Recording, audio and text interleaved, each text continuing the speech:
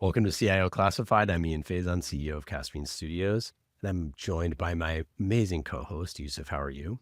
I am doing great, and I'm ecstatic. Looking forward to talking to Brian. We'll get into it. But great to see you, Ian. Great to see you, Brian. Yeah, and Brian, how are you doing? Great, great. Excited to talk about enterprise software. Yeah, indeed. It's the most important thing on all of our minds. And since you're a fellow West Point grad, I figured I should join today to learn all about the background of Blitzy and the cool stuff that you're building. So starting off, you're the CEO of Blitzy. Tell us a little bit about the platform. Yeah, so Blitzy is an enterprise-focused autonomous software development platform. So when you're thinking about code generation as a category, it's really easy to sort of nest it in a spectrum, right? There's the tools that folks have heard about, which is the Cursors of the world, the Windsurfs of the world, GitHub Copilot. These are amazing and fantastic tools where you give them some intent and they give you some code back right in the developer workstation. So we love these. We're super users of these. On the other end of the spectrum, you have a platform like Blitzy, which has infinite code context, meaning we'll spend multiple days of compute to understand large scale code bases, think 20, 50, 100 million lines of code, and then give it very large scale tasks. It could be maybe something from COBOL to Java. It could be adding 25 user stories, right? Blitzy is going to send that workload off, write, test, and validate the code hundreds of times, and then give a pull request back to the enterprise team in 1, 2, 3, 5 days, right? Really, really heavy workloads. And Blitzy does about 80% of the work autonomously and then carves out the 20% that the humans need to come in and pick up, usually with that Windsurf or Cursor tool to finish the remainder work. So really focus on large scale development tasks for large scale code bases, doing as much as we can autonomously. So I was going to say, so Brian, super exciting. I want to, as a 5-time CIO of board enterprise solutions, what stands out, and correct me where I'm wrong here, and I want to make sure I understand it and want the audience to make sure that it also, it resonates. I think the biggest outcome that you're looking to do is to be able to unlock a lot of the backlog, number one. And number two, productivity that happens because you mentioned languages which are unfortunately locked in tech debt, Yep. etc. And so is it fair to say that you have CIOs who are trying to transform their infrastructure, trying to run through a transformation of their application base, and the typical thing that they get stuck into is hiring consultants for 6, 9 months. God bless them. I wish them nothing but success in the time ahead. Not.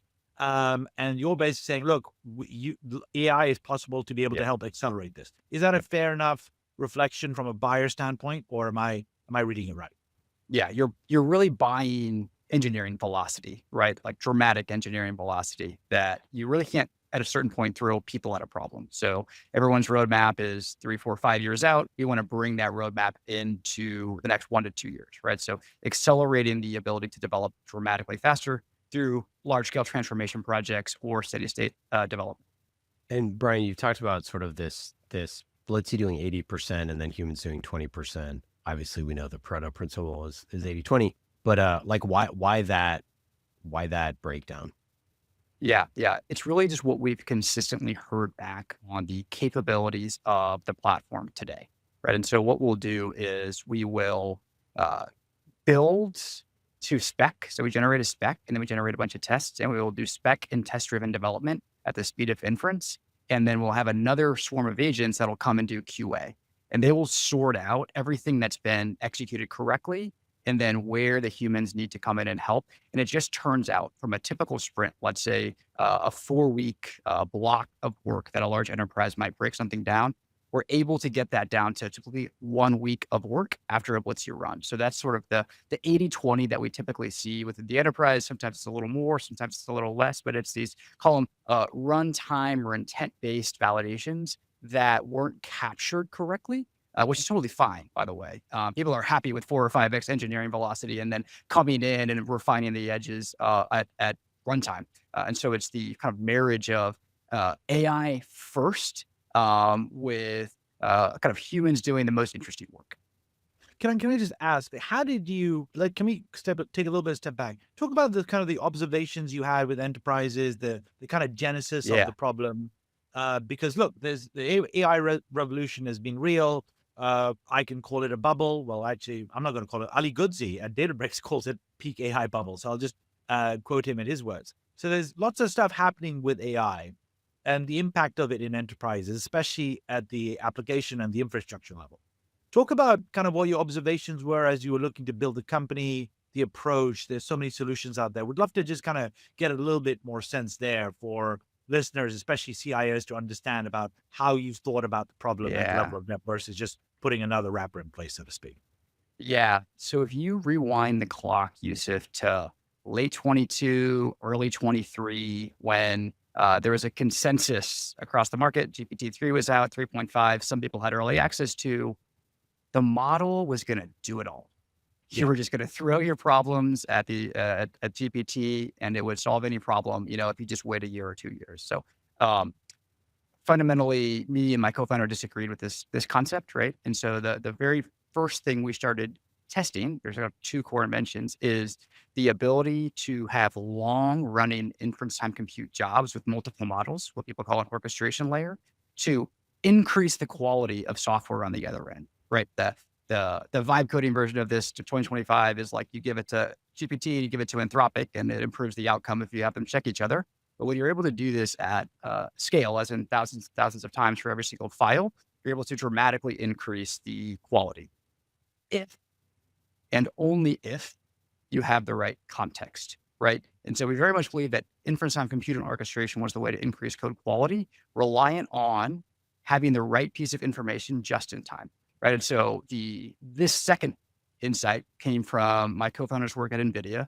So he was on the GeForce Now team back when NVIDIA was a $10 billion company. So much smaller, quaint little public company. And they rebuilt GeForce Now 4 times from the ground up, right? Constantly refactored, rebuilt, increased performance, refactored, rebuilt. And in this experience, right, that's been our, call it focal point, is what would it take to have a system, a knowledge graph that could understand the complexity of GeForce Now so that you can implement an orchestration layer that's effective, right? And so that's this concept of infinite code context that we pioneered. It's about ingesting and creating a graph so that always just in time, when you are writing a file or writing a service, you are injecting the right piece of information, whether that's for GeForce Now, whether that's for an accounting system in some of the world's largest banks, to know what to write about, right? And so those are the kind of core insights. But the question is like, what is unique about enterprise software that is not true of other kinds of, let's say, software that's easy to build? Like, one is the scale, right? 20, 30, 40 million line code bases. Two is the legacy nature of the code and the fact that it's sort of different patterns. Three is that it's lots of existing internal services and existing internal components, right? And so if you cannot build software that leverages all of the existing work that the enterprise has done, even if you get the right functionality, it's not useful, right? Right. Because the And output is therefore, going to be there. You're going to stop somewhere between, and it's not going to be able to exactly. learn, and it's going to start to falter. Yeah. Okay. Got it. Exactly. So it's about understanding what the enterprise has built to date, right? This is what we cover at Ingestion, and we create a spec document to prove to them, hey, this is our understanding. This is a few 100-page spec that you might otherwise pay Accenture to build for you. We'll do that for you just out the gate to show you how the system works. And then let us build something that uses your services, your components autonomously at the right time, just in time. Okay. Me and Ian had one question. I'm going to hand it over to him, but we talked Yeah. about this. You met your co-founder at Harvard Business School. You were formerly at both the West Point grad, First Ranger Battalion. He was at NVIDIA, and now you're building an AI company. Now, I guess the question we had is, how does it feel to be so unaccomplished and not achieving in life? Funny enough, they call them both the Green Machine now. There's the Army Green Machine That's and right. the NVIDIA Green Machine. I think what's important is choosing someone that you want to spend a lot of your time with. I spend more time with Sid than probably my wife or kid. I spend plenty of time with them, but we spend so much time in it together, and it's so invigorating, right? We're so complementary in nature. That's the one kind of piece of advice is, like I trust him like more than anybody in my life, besides my wife. Ian, over to you. That's why I chose Yusuf to be the co-host of this podcast. Totally. No, I think that's interesting too, especially, I wanted to dig in a little bit more on that, on the NVIDIA piece there, because I think that's like really important for you. So clearly, your co-founder, Sid, working on crazy stuff with that little tiny, only $10 billion NVIDIA at that point.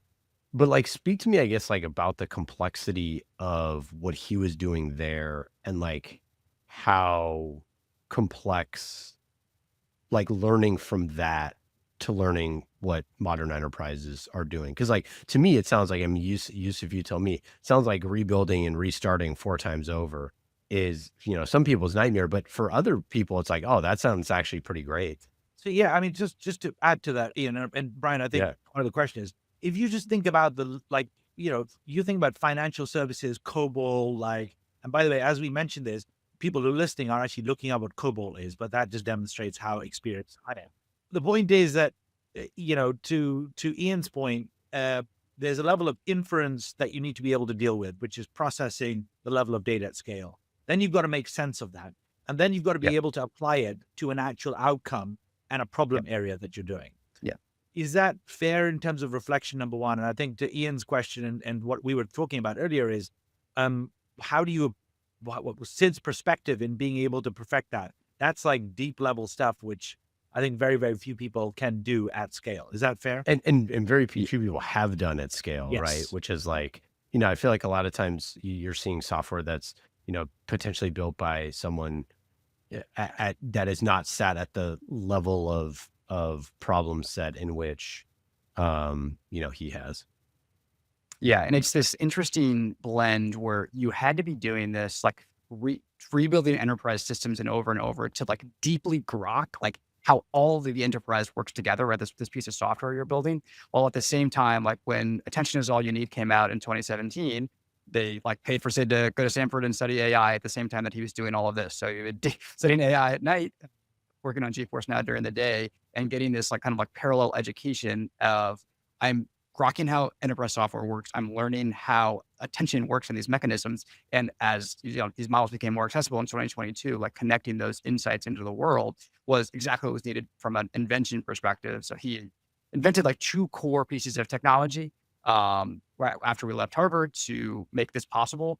But he didn't know how to go, let's say, sell or build a company or market or, do some of like the 0 to 1 stuff that I'm extremely comfortable with. Right. And so together we've been a pretty fun dynamic duo. So you're talking about orchestrating like thousands of specialized agents that are all cooperating for like 8, 10, 12 hours at a time, which like, again, you mentioned the chat GPT or the vibe coding version of this of like, hey, you give it something and it works for 20 minutes and you see all, if you're in Replit and you see all the different agents that are communicating and I don't know how many they're using. And you're sitting there as like vibe coding, you're like, this is pretty crazy. You're like, it just did this for 20 minutes. And then, like, I can stack up like 8 or 10 tasks and I can hit publish before I go to bed or, or hit not publish. Don't do that. And then I can hit the button before I go to bed and they're working on that. That sounds pretty darn cool, but like 100 million, like processing 100 million lines of code for 10 hours.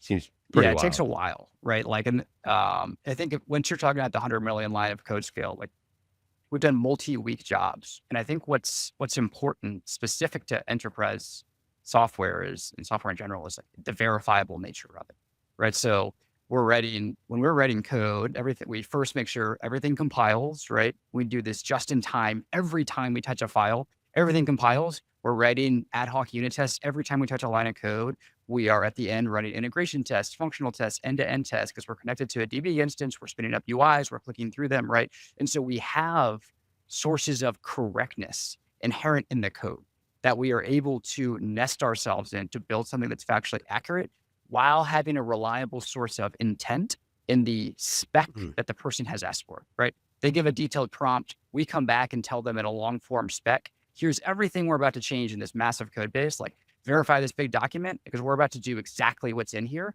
And so they might spend a day like verifying this spec to do what would be a 6 or 9 months engineering task, and we'll throw that at compute and shrink it down to maybe 1 or 2 months of remaining work. Again, I am more on the vibe coding side. Yusuf is on the enterprise side, so I'll keep my Hey, I got. answers brief. Hey, have you seen my wardrobe? I got a lot of vibe, man. What are you talking about? Looks like for This has CIO. got crazy fun. Yeah, I've noticed, and I don't know if this is true in the enterprise, where it's like instead of giving an entire, I've built an app where I gave it like an entire, giant document, and then it just sort of like combusts on itself eventually. Yep. Versus like giving it, 50 tasks in a row. Is the like, but to your point where you're like, hey, I have this like intense spec. Like, is it piecing it out, item by item? Is it doing them all at once? Is it better to have that like big spec versus trying to do single things at a time or single problem areas?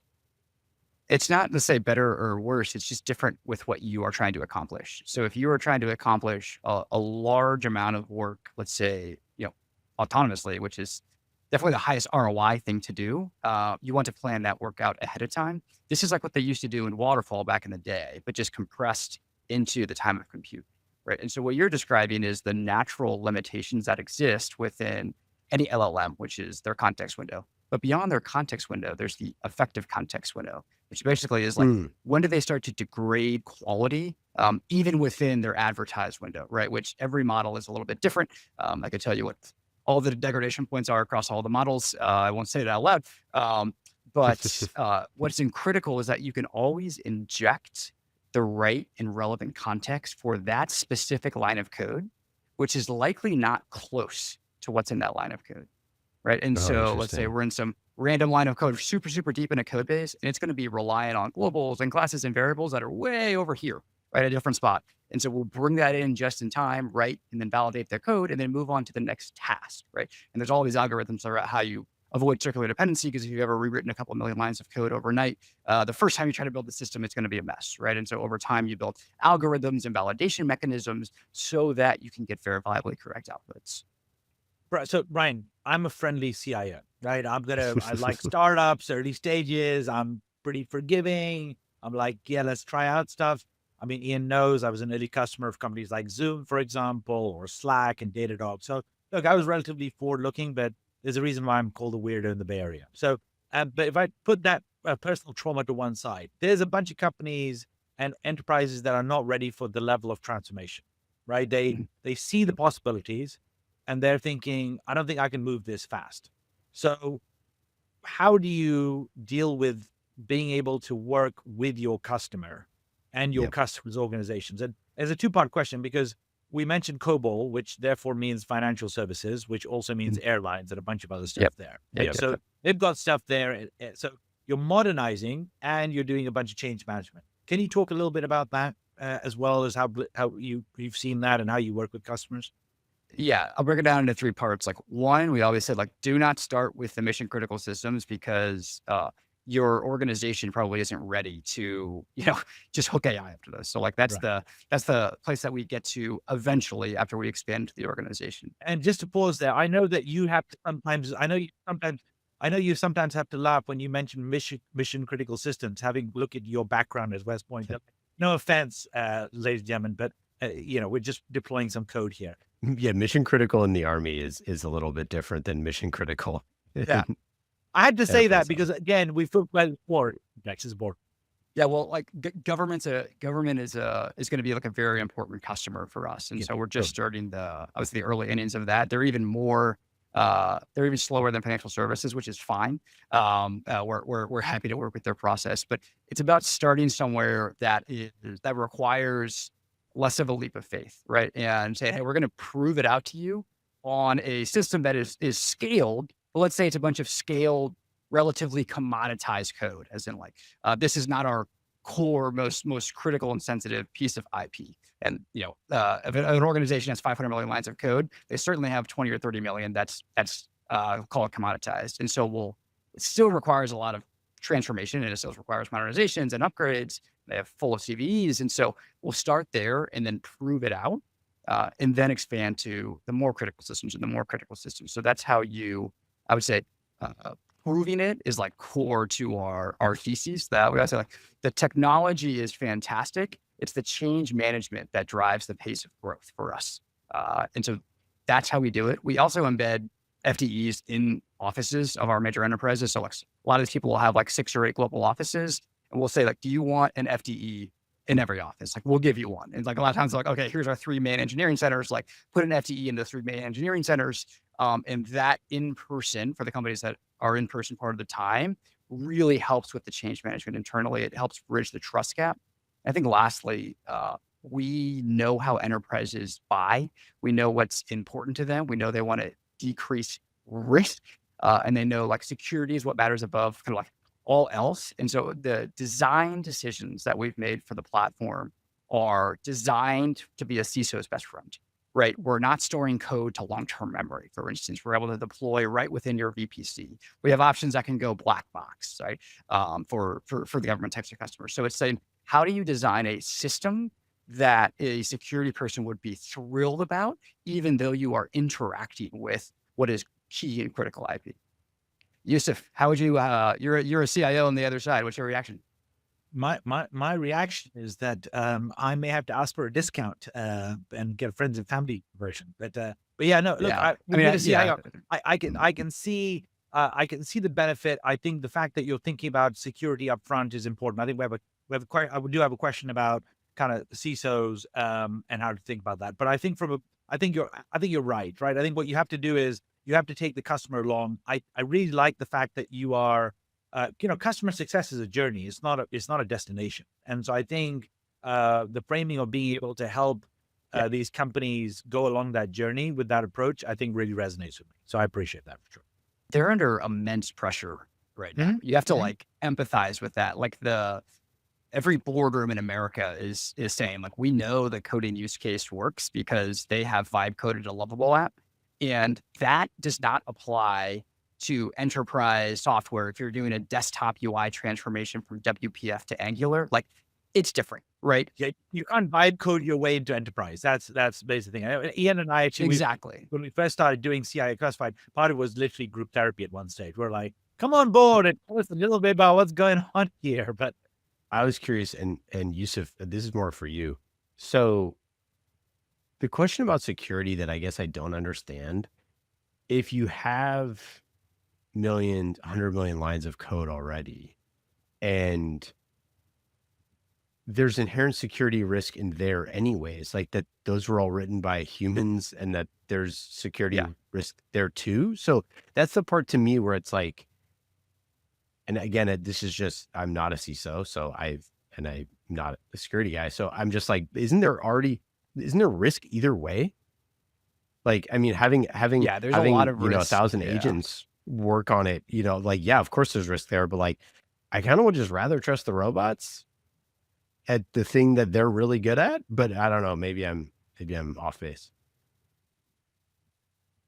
Yeah, you're right, Ian. And like the larger and more mission critical the system, the less likely they have anyone in the organization that really knows how all of it works end to end, right? And so we first have a fantastic like security posture as a platform ourselves, right? The ability to deploy in the customer's VPC, never store code, like all of these kind of like never training, all the, I would say, check boxes are there, which is great. That makes the CISO, happy with you, but it doesn't make it love you.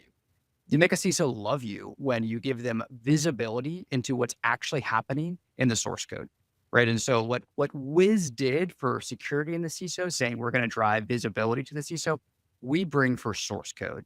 We index it, we create a knowledge graph, we bring a spec, very, very detailed spec of all the interactions across the source code, all the architecture, all the programming languages, all the dependencies that they otherwise are losing to aging out developers that are leaving the enterprise, right? And so that problem that we solve for them, which is the only way to get started with Blitzy, makes them go from happy with us and happy to have in the organization to love.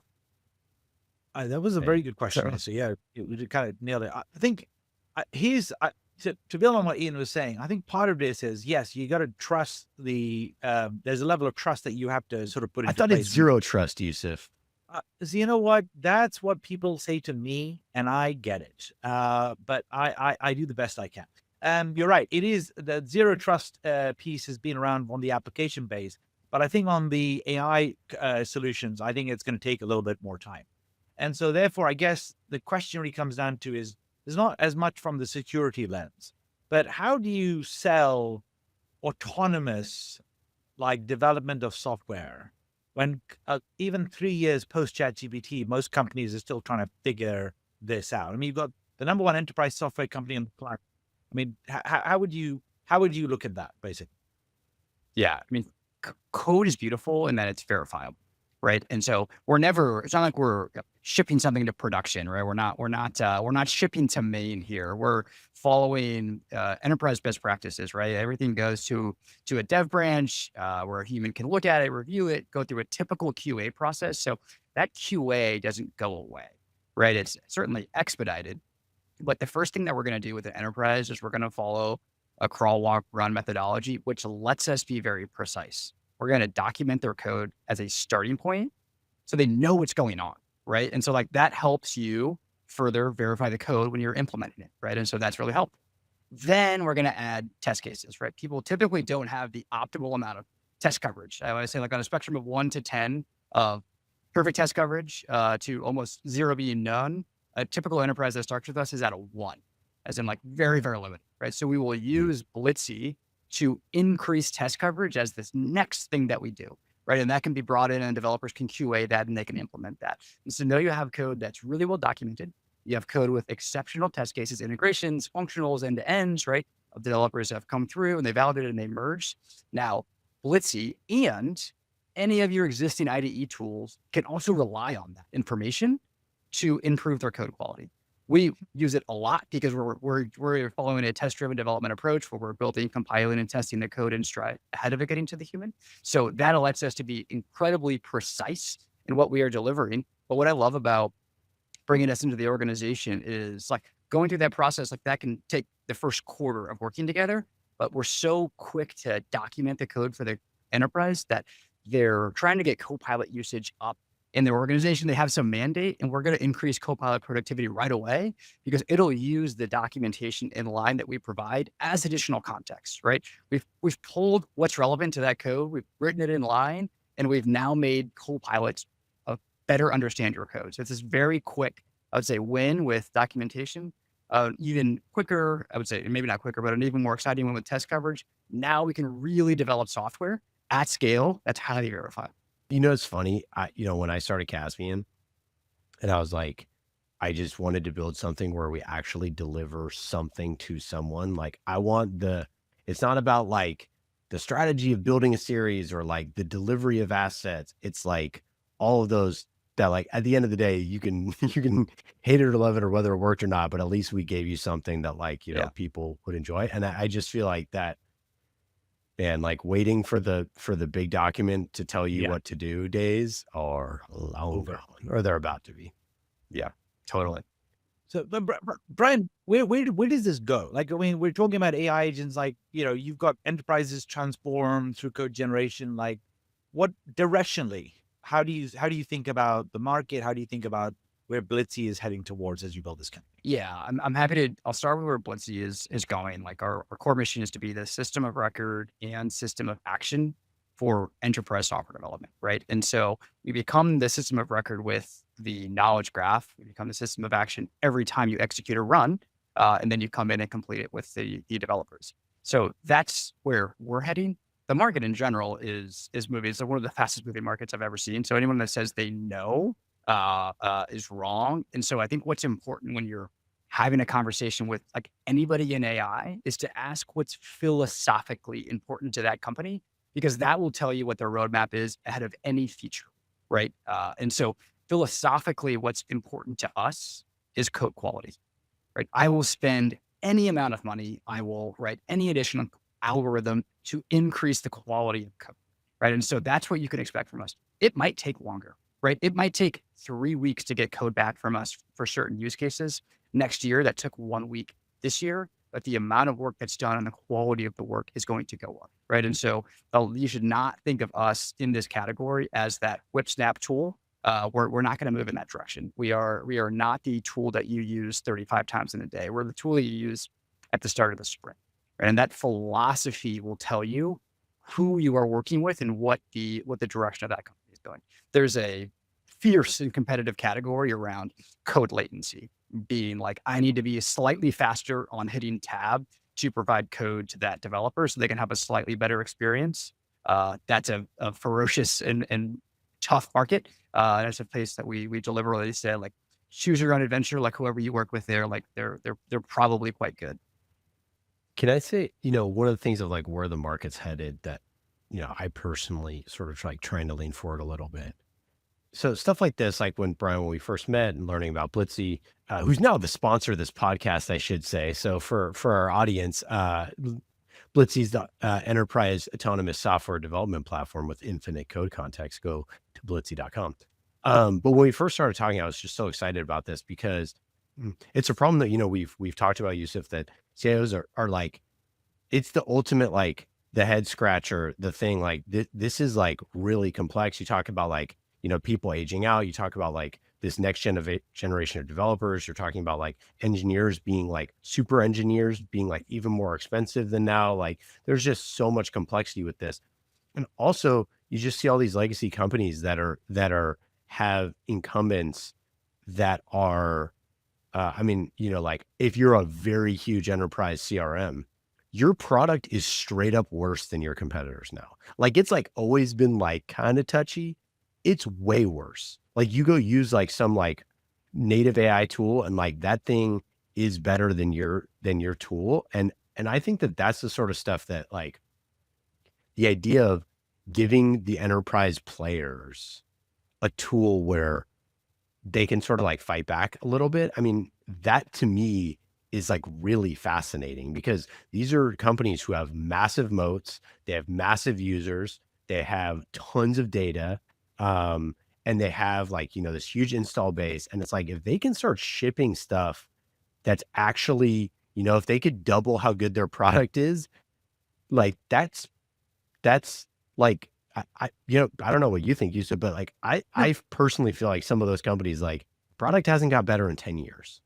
Let's be perfectly honest. Okay. They're the annoying cousin you got to bring over to Thanksgiving dinner. 100%. Right? They're in the same town. And, your aunt and uncle says, hey, it's a family time. You should invite them. And you got to bring them over to the dinner table. They don't really do the dishes. They don't basically, they even show up and they don't even bring anything. I'm like, seriously? Like I'm feeding you dinner and you're showing up. Like it's kind of that analogy where it's begrudgingly part of your enterprise.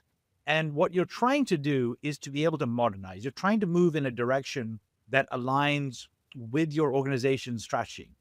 And they have built a track record around being able to establish systems and infrastructure. And credit to them. They've been successful and they've made companies successful, but they have not kept up to pace in terms of where the world is going. Yeah. And I think that's been part of the big challenge. If you think about OpenAI, when they came out with ChatGPT in November of 2022, 3 years ago, right? There were about less than 400 employees at the company. And a company that was less than 400 employees focused on one thing for, 5 to maybe 6 years, took down and put on notice 3 of the biggest technology companies on the planet, literally with that sort of product, right?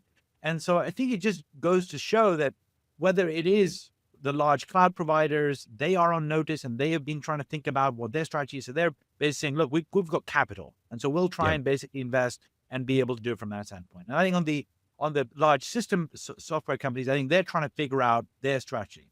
And I think you've got companies like Blitzy who've said, look, well, let's take a little bit of a step back. Let's go with an AI architecture from the ground up. Let's think about a big problem that has not been solved because of the kind of atrophy and kind of the lethargy of basically being able to transform an actual company.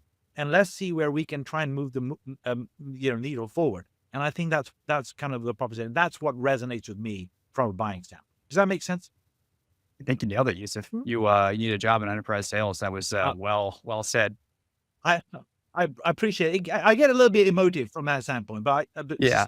Well, yeah, so, I think, here's what I'll say about like enterprise buyers, like enterprise executives. They're some of the smartest people in the world. Like enterprises get this bad rap, I think, from folks that are in the Valley. We're based in Boston, across the street from MIT, so we don't have as much of that. Call it startups. Startups are the best thing in the world. Like, I think startups are amazing. I'm obviously building one, but enterprise executives are brilliant.